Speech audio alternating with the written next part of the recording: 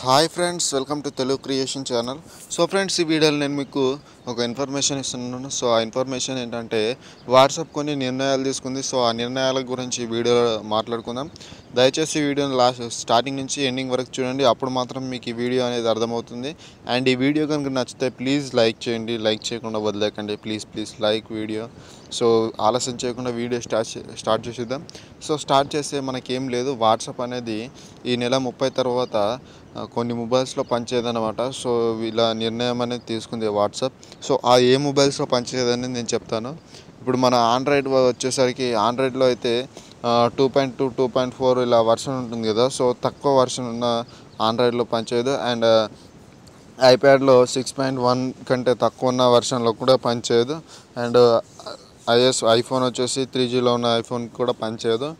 So వీటిపైన పనిచేయదు అనమాట. సో ఎందుకు పనిచేయదంటే అది నిర్ణయం ఎందుకు అలా చేశారనేది ఇంకా కరెక్ట్ రీజన్ అనేది ఇవ్వలేదు వాట్సాప్.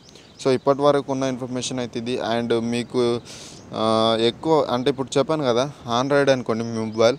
సో దాన్ని అప్గ్రేడ్ చేసుకోండి. మీ మొబైల్ స్టోర్కి వెళ్ళి ప్రాబ్లం అనేది చూపించండి, చెప్పండి.